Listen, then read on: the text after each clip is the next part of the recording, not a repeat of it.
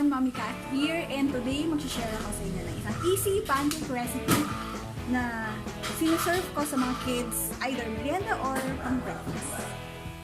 So, ang mga ingredients na kailangan natin ay eggs, yes, kob-kob, tama, eggs, banana, ito ay lakatan, and quick cooking oats. Okay, mamash na natin yung banana with a fork. Mash lang natin yung mabuti.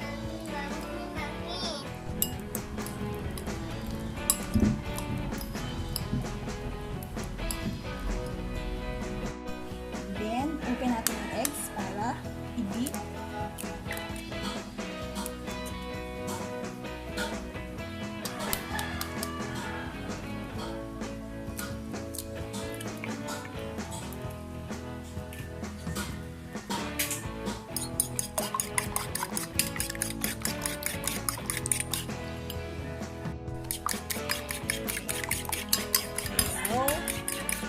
Na natin siya.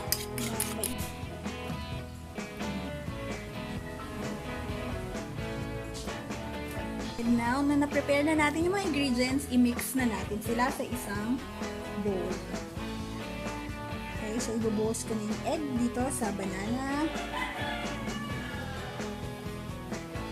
Okay, mabuhin natin siya. Okay, mix lang natin mabuti.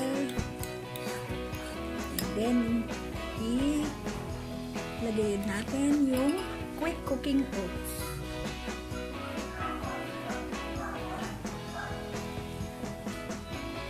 Okay, so i-mix lang natin yung tatlong ingredients.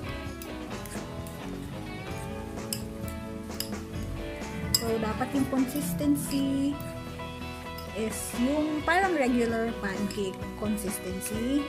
So, yung oats, mga half cup siguro yung ginamit ko. So, yung ginamit natin is 2 medium size na lakatan, 2 eggs, and mga half cup ng quick cooking oats. Painitin natin yung pan. Low to medium heat lang. And then, nagamit rin ako ng butter para lang hindi dumikit yung pancake natin sa pan.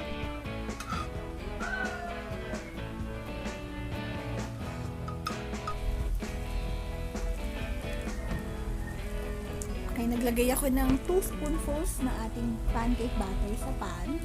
Ayan, hintayin lang natin siyang maluto, mga 2 minutes each side. Sa pag nakita natin na medyo golden brown na yung color, i-baligtarin na natin.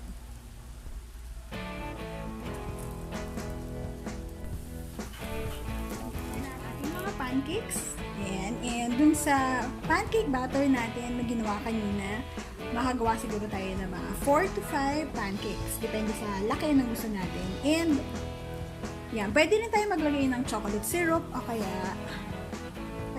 honey or pancake syrup kung mas gusto pa natin siya maging mas sweet. Pero ako, ganito na lang. Hindi, pag binigay ko sa mga kids, ganito na lang binigay ko sa kanila. Hindi ko na nilalagyan ng dagdag na pancake. Yay! Yummy! Yummy? Oh, let Mommy help you. Mommy will help you. Yay! Yummy! Yummy! Mommy will blow first. Yay! Yay!